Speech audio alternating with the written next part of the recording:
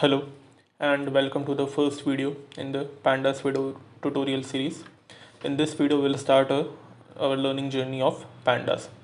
So before moving on to the core technical steps of Pandas, let me give you a very important note that Pandas is one of the most used tool or library that we'll be working with when we perform data analysis or visualization.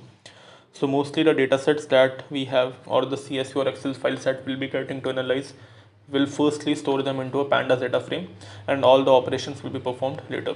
So this is the core of your data science journey, so please learn it very carefully. Now first of all, let us understand what is pandas. So pandas is a Python library used for working with datasets. As I told you, all the datasets that we work with will be stored in a pandas data frame. We'll cover different data types that pandas offers, like series and data frames, etc., in the next few videos. But as of now, data frame is the most important thing in the data analysis lifecycle. Now it has functions for analyzing, cleaning, exploring and manipulating data.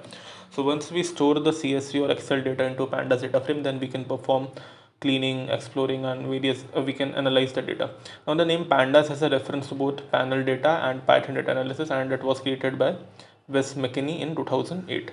So this is just a basic introduction about pandas. Now why should we use pandas? As I told you, pandas allows you to analyze big data and make conclusions based on statistical theories.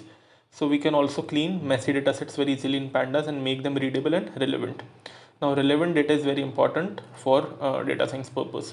So to get a decent conclusion or a conclusion that is impactful or meaningful for your organization, it is very important that we analyze the relevant data.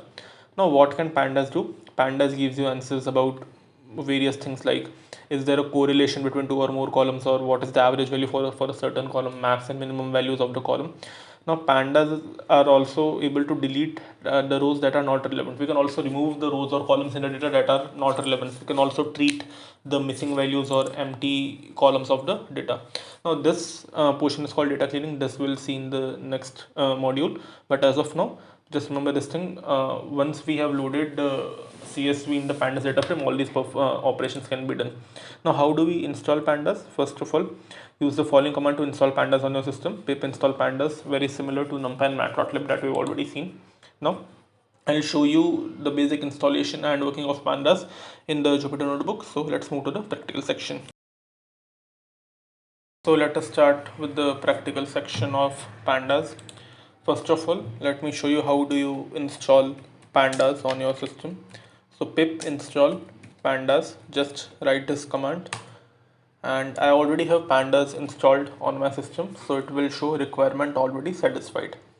Now to start working with pandas, first of all I need to import pandas, and with the alias pd. This is the standard alias that everyone follows around the globe. Now after writing this line of code, pandas is imported. Then the usual life cycle of a data science or ML project is that first of all you have a data set. You need to check whether the data set is cleaned or maybe it has some missing values or etc. So data cleaning and data preparation process is done with the help of pandas. So usually you have a data structure in pandas that is called data frame.